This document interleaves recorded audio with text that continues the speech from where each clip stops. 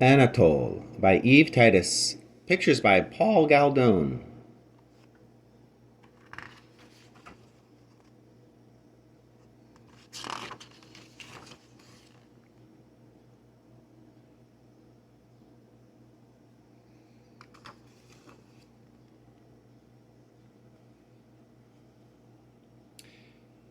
In all France, there was no happier, more contented mouse than Anatole.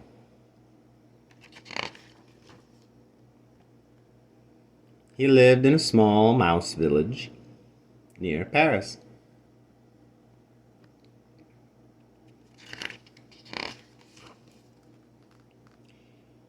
With his dear wife, Doucette, and their 6 charming children, Paul and Paulette, Claude and Claudette, George and Georgette.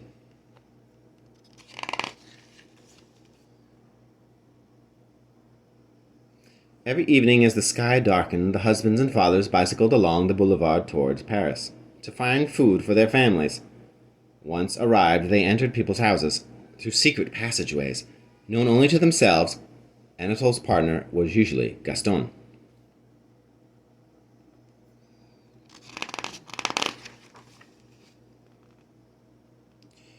One night, while they were looking for leftovers in someone's kitchen, Anatole heard people in the next room talking about mice. Curious, he kept under the sofa and listened. "Oh, those terrible mice," complained a woman. "They sneak into my kitchen. They rummage through all my garbage pail, pull themselves up to the table and take what is there. Sometimes they even nibble at untasted food. This I must throw away. Heaven knows how dirty their paws are." "They are a disgrace to all France," said a man angrily. "To be a mouse is to be a villain." Deeply shocked, Anatole ran back to the kitchen. "Gaston, we must leave at once."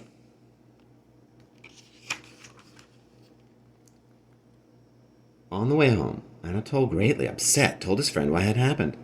"Bah, a mere trifle," scoffed Gaston. "People are people, and mice are mice. Our loved ones must eat. Our loved ones must eat, and our only hunting grounds are people's homes." "But I never dreamed they regarded us in this way," cried the unhappy Anatole. "It is horrible to feel scorned and unwanted. Where is my self-respect, my pride, my honor?" Gaston shrugged his shoulders indifferently. "Resign yourself, Anatole. C'est la vie." C'est la vie. Doucette comforted him. "You are right, Anatole," she said sadly. "If only we could give people something in return. But alas, that is impossible." Anatole jumped up and danced Doucette around the room. "Impossible? Perhaps not, mon petit. Ma petite, you have given me a wonderful idea."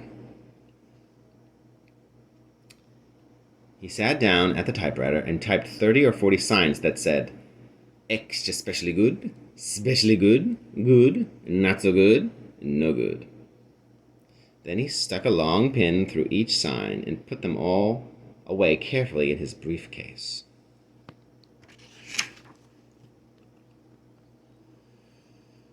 Riding to Paris that evening, Anatole said, "Gaston, will you feel insulted if I go off alone after this? I have an idea that I must work on in secret." Gaston answered, "I'm your friend, n'est-ce pas? A friend is never insulted. A friend has faith. Good luck." When they reached Paris, Anatole left the others. He headed toward the business part of town. He parked his bicycle in front of the Duval cheese factory.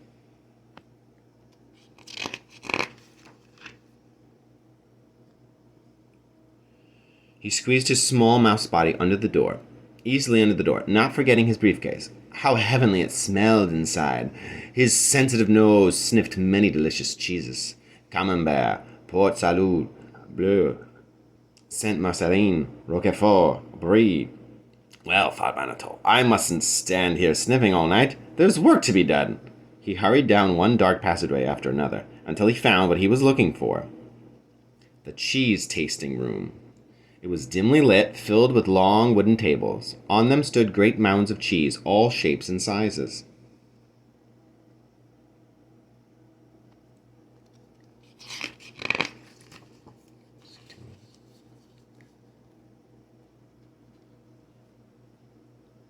Without further delay, Anatole climbed up the nearest table. First he tasted a bit of camembert.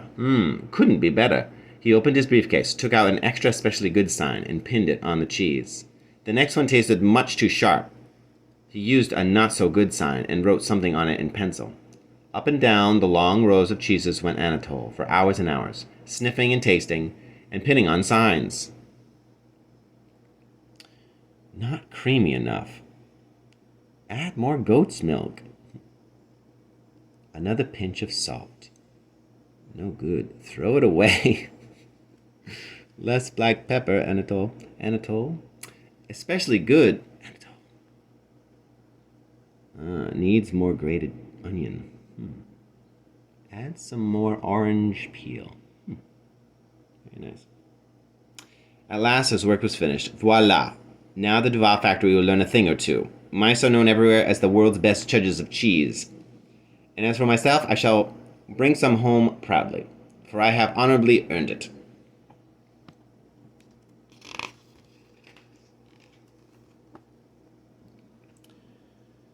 Next morning at the factory there was a great excitement. Everyone wondered who had written the strange little signs.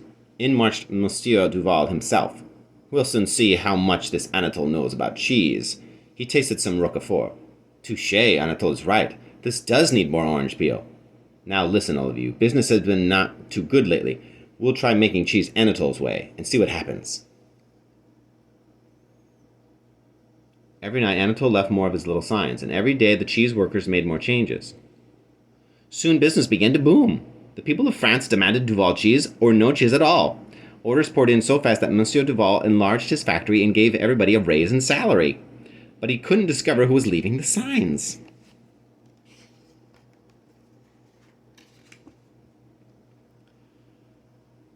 Why doesn't Anatole appear? Monsieur Duval asked his secretary. He deserved to be rewarded. We owe all our good fortune to him.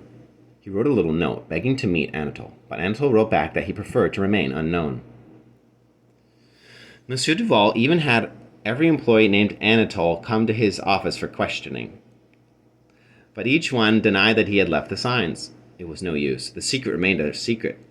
Then one afternoon, Monsieur Duval rang for his secretary and dictated a very long letter.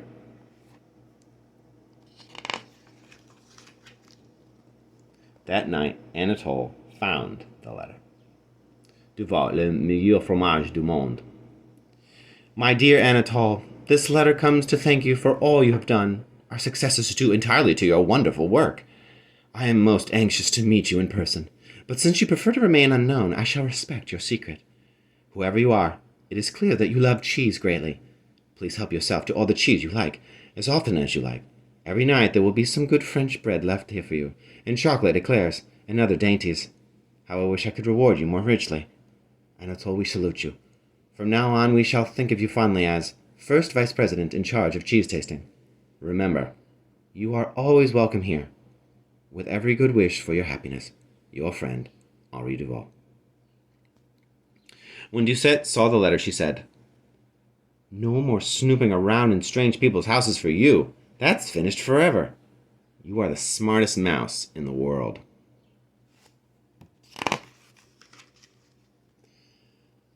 Paul and Paulette, Claude and Claudette, and Georgette climbed up on his chair and hugged him. We are so proud. Our beloved papa is now a respectable business mouse. The next day, Anatole invited Gaston to be his helper. The older mouse made a very deep bow. Gladly, I will join you. Then he kissed his friend on both cheeks and cried, Viva Anatole. Was he content to sit back and do nothing about our way of life? No, no. He is a mouse of action, a mouse of honor, a mouse magnifique. And so it came to pass. Anatole and his partner worked at the factory, side by side in perfect harmony. The secret stayed a secret, always. So if you should ever meet a mouse looking for leftovers, you will know at once that it cannot possibly be Anatole, the happiest, most contented mouse in all France.